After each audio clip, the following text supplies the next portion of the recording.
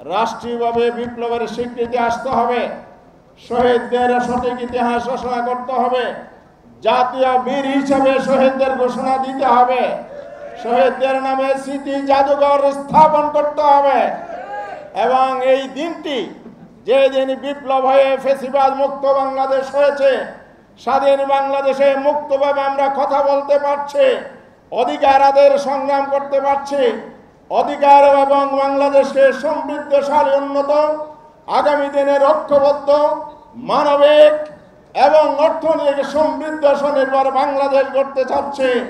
তার জন্য অবশ্যই সেই 5ই আগস্টকে জাতীয় ছুটির তালিকাভুক্ত করতে হবে, জাতীয় দিবস হিসেবে এটাকে স্বীকৃতি দিতে হবে।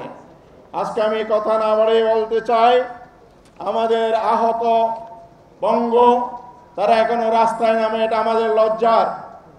এই জন্য অবিলম্বে যেন সরকার তাদের পরিবারগুলোর পুনর্বাসন, আহতদের সুচিকিৎসা, যথাযথ ক্ষতিপূরণের ব্যবস্থা গ্রহণ করে রাষ্ট্রের দায়িত্ব। জনতার কাতার থেকে আমরা দাবি জানাতে চাই।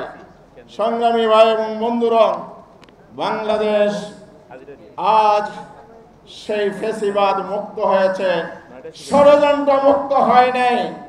কারণ ফ্যাসিবাদের পিছনের যে শক্তি ছিল আধিপত্যবাদ, সে আধিপত্যবাদী শক্তি বাংলাদেশকে গ্রাস করতে চায়, এই জন্য ষড়যন্ত্র তারা চালাচ্ছে।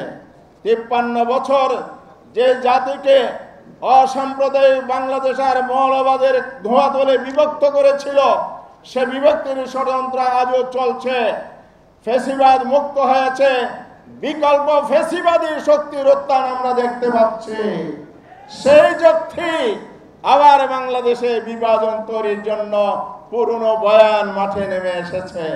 জনগণ প্রত্যাখ্যান করে এই ষড়যন্ত্রের বিরুদ্ধে ঐক্যবদ্ধ হয়ে দাঁড়াবে ইনশাআল্লাহ। তাই আসুন, ষড়যন্ত্র থামে নাই, যুদ্ধ থামে নাই, সংগ্রাম আন্দোলন থামে নাই।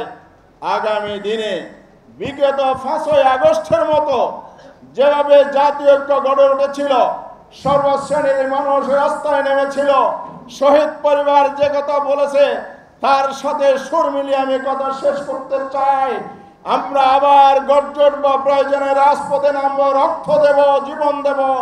আবার আমরা ফ্যাসিবাদ বিরোধী আন্দোলন মুক্ত করে, আন্দোলন ত্বরান্বিত করে, ষড়যন্ত্রের মোকাবেলা করে বাংলাদেশকে নতুন বাংলাদেশ হিসেবে গড়ে তোলার জন্য বাংলাদেশ জামাত ইসলামী সহ দেশপ্রেমিক শক্তিকে সাথে নিয়ে আমরা এগিয়ে যাব ইনশাআল্লাহ।